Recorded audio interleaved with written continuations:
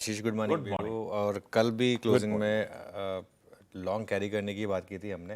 देखिए क्या है ना, कल 1 बजे तक मार्केट स्क्रिप्ट के हिसाब से चला। अगर आप कल का इंटरडे चार्ट देखेंगे, सुबह बड़ा गैप अप हुआ, हल्का सा कूल ऑफ हुआ, उसके बाद जिन्होंने वहाँ खरीदा उनको भी मार्केट ने 100-150 पॉइंट दिए, निफ्टी ने।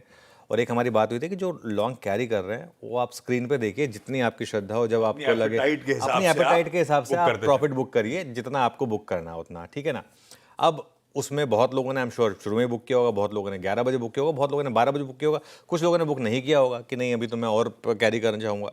तो वो अब सब कुछ आपके ऊपर। अब हम मार्केट को नहीं ब्लेम कर सकते ना उसके लिए कि एकदम हाईएस्ट पॉइंट पर क्यों नहीं बंद हुआ।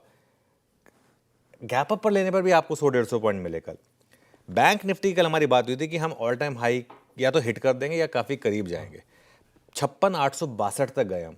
हमारा ऑल टाइम हाई 57,050 है। हम ऑल टाइम हाई से टेक्निकली सिर्फ 200 पॉइंट दूर रह गए थे। तो वो फॉर ऑल प्रैक्टिकल पर्पजेज कल हम ऑल टाइम हाई पर थे बैंक निफ्टी पर। हाँ, वहाँ बंद नहीं हो पाए।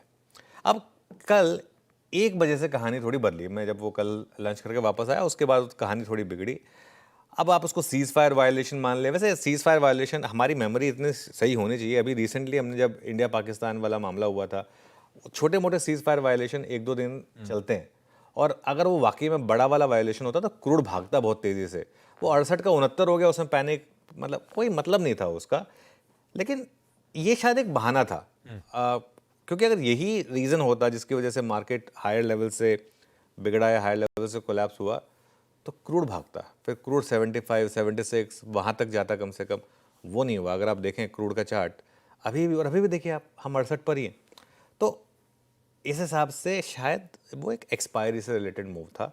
वो जो एफआईआईज जिस तरीके से काम कर रहे हैं आजकल, वो जेन स्ट्रीट वगैरह ये सब जो लोग हैं, ये किस लेवल पे काम करते हैं हमें इसका कोई अंदाज़ा नहीं है। वो सब ट्रेडिशनल जो मैट्रिक्स है ना, वो सब फेल हो रहे हैं। और इसका एग्जांपल था कल एफआईआईज की कैश में सेलिंग थी, भारी सेलिंग थी एक्चुअली कल कैश में, और शॉर्ट्स भी जोड़े उन्होंने कल। फॉरगेट अबाउट, हम तो शॉर्ट कवरिंग की एक्सपेक्टेशन लेके चल रहे थे, उन्होंने शॉर्ट्स उल्टा ऐड करे कल के इसमें। जो भी हो आशीष, जो भी हो, हम 25,222 के ऊपर होल्ड नहीं कर पाए। ये इवेंचुअल फैक्ट, ये बाकी सब चीज़ें व्यू है, फैक्ट ये है कि हम 25,222 को इंटरडे में क्रॉस करने के बाद उसके ऊपर टिक नहीं पाए। तो जो भी है उसको क्रॉस करने में टाइम लगेगा। ये वो लक्ष्मण रेखा है मार्केट की, निफ्टी की। हो सकता है कि हम आज कर लें, कल नहीं आ पाया ब्रेकआउट, कल भी ब्रेकआउट तो आया था, वो सस्टेन नहीं हुआ, हो सकता है आज सस्टेनेबल ब्रेकआउट आ जाए।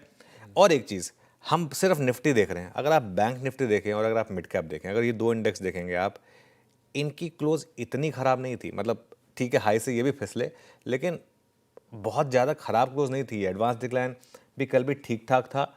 और एक चीज़, इवेंचुअली अगर आप निफ्टी का 2 हफ्ते का चार्ट देखेंगे तो आपको एक चीज़ रियलाइज़ होगी, हम हायर हाई और हायर लो बना रहे हैं। जब भी कॉन्फ्लिक्ट शुरू हुआ था, उस दिन का लो था 24, हाँ ये बिल्कुल सही चार्ट था, वो जब गिरे थे उसके बाद जब वो लो था, उसके बाद से अगर आप देखें लगातार मार्केट जो है वो हायर हाई और हायर लो बना रहा है। बीच बीच में थोड़ा सा आपको तंग करता है ये मार्केट, लेकिन दैट्स फाइन।